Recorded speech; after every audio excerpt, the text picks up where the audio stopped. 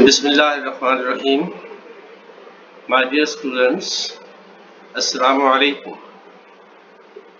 In this sitting, we shall discuss techniques to constitute and reconstitute the structure of local self-government. You can say as well the techniques to design and redesign the local government structure.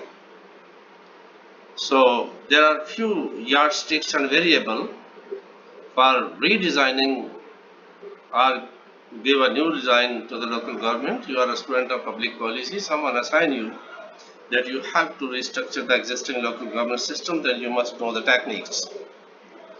So the yardsticks and variables to be considered for designing or redesigning the local self-government structure.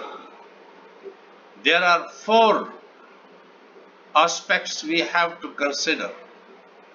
Number one, population. Number two, area.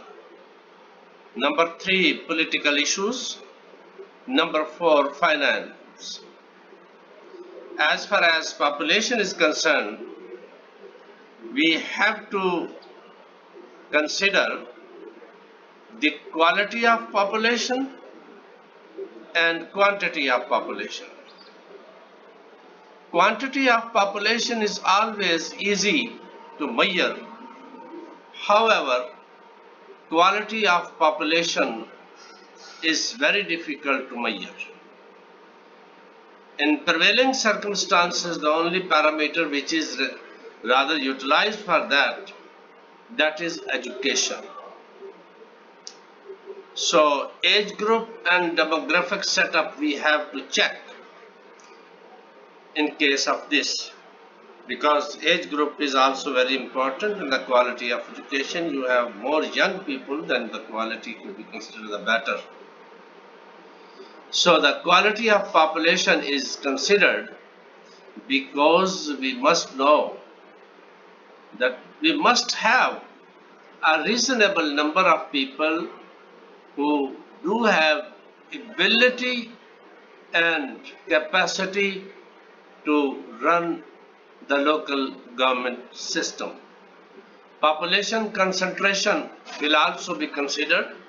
This is thickly populated area or sparsely populated area. So according to these characteristics, we decide the area and other things. Ethnic composition. This is also important.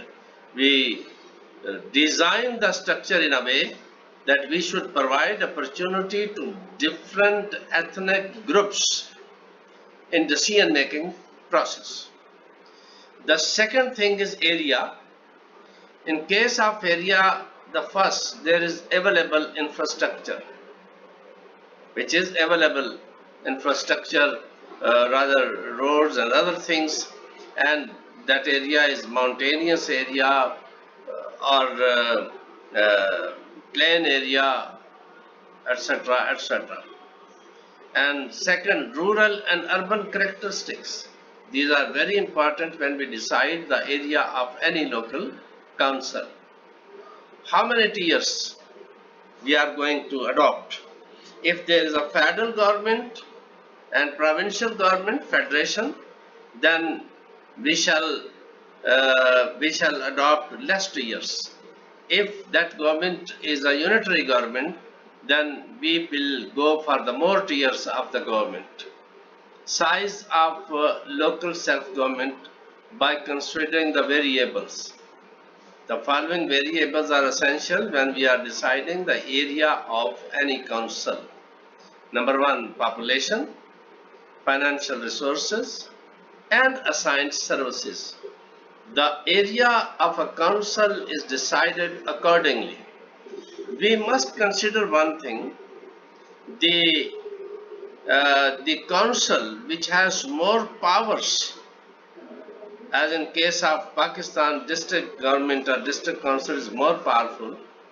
So the people have opportunity to go to their council and come back before evening to their home.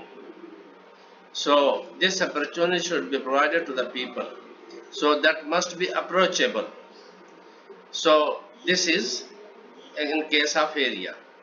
Third is political issues. In case of political issue, number of general members, women and marginalized. For example, the composition of union council. Composition of union council. So according to the population, according to the area, this is an important political issue that we have to create an inclusive body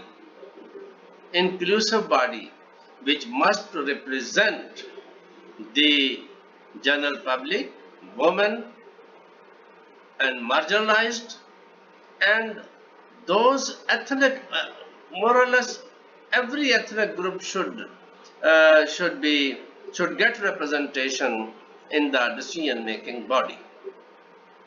This is important political issue which has to be decided by the architecture of the local government. And then election system and procedure. Election system and procedure. There must be compatible election system to that locality.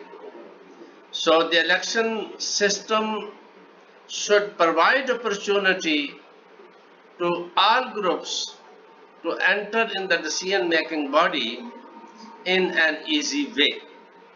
The procedure should be easy, and that should be that should contest election with minimum amount. A general man should has capacity to contest the election. Powers and responsibilities. This is important political issue. How much powers will be transferred to the local government? Which kind of responsibilities are transferred to them? So transfer of services. Okay, which kind of services are transferred to the local government? So autonomy. This is also very important issue. How much autonomy is provided to the local government? And this is an important how much that institution is guaranteed in the constitution. If the constitution is guaranteed in the if the institution is guaranteed in the constitution, so this would be a good institution and this would flourish easily. Fourth, last but not the least, that is finance. So does it has reasonable resources to meet the expenditure of transfer services? So the local size of local government and the institution which you are going to establish must have capacity and ability and reasonable resources to meet the expenditure of transfer services by own sources or by transfer sources, whatever the system is prevailing in the country, and resources to bear the permanent expenditure. This is also essential. These four rather aspects we have considered for redesigning or to give a new design to a local government system. For detail, I am attaching an article written by Ayaz Muhammad, my article, Evolution of Local Government Structure, a case study of Pakistan. This also I am attaching with this study.